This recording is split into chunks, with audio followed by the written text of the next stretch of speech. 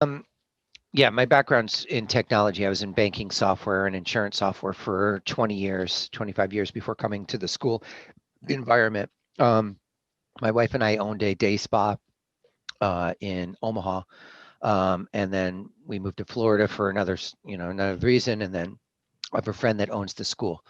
And about 6 years ago, he was putting in an SIS system and was struggling mightily with it. And but at the same time, I was looking to do something different than where I was at. So I came in for a temporary project, and uh, and it kind of rolled into something else. So we put in another SIS system, and at the time, it was it was very limiting.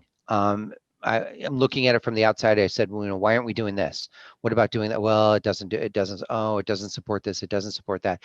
And I'd scratch my head a lot. And there just seemed to be across the industry, the ability for people just to accept that, okay, that's all we can do. And so when I started building out what our goal here at the organization was to grow. At the time, we were two campuses, very mom and pop. In order to do anything at the second campus, you had to come to the first. There was no scalability. There was no way to take advantage of any economies of scale or scope. It was just a very inefficiently growing environment. And so we standardized practices. I moved everybody towards electronic files away from paper files. Again, if you think about a non-technology environment, the best thing to do is to have a stack of paper next to you because you can always look at that. Well, Yeah. that's great, and we have 33 years worth of student data or files that we're storing in a construction trailer behind our building. Caught a leak, it got wet, darkness, and heat in Florida turned to mold, and it Yeah. was going to become dangerous to go into that space. So that model of saving every piece of paper and scrap and everything else was failing, and it would have failed.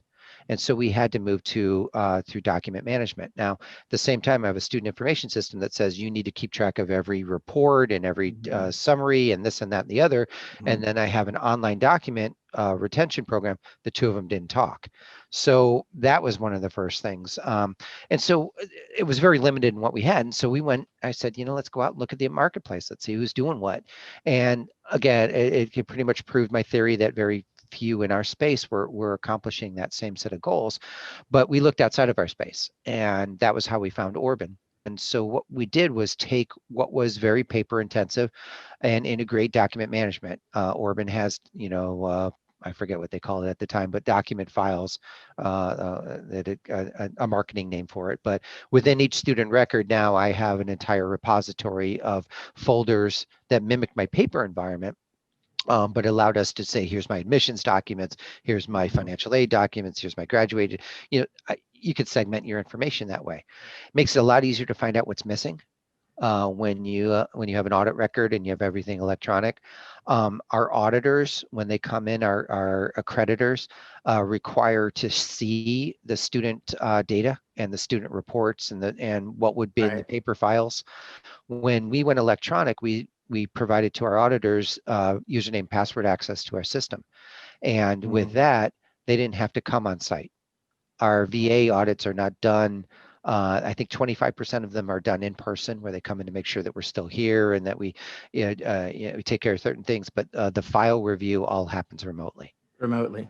And So of course, having that hub, like you said, that repository that Orbund has of all from financial aid to enrollment to probably reporting on outcomes and FERPA related kind of info and detail is mhm. all in there, right? So in, in, speak to in me a the little bit about that because you're running three campuses.